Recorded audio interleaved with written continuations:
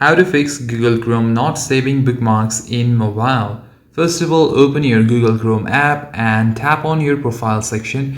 Now try signing your profile off and again log into your account back, and it may fix your sync connection if it is lagging or if it has been corrupted.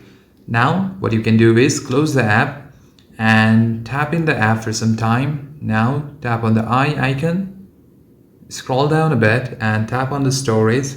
Here you'll find clear cache and clear data at the bottom. Now tap on clear cache and tap on clear data and tap on delete, which you want to delete. Now head back.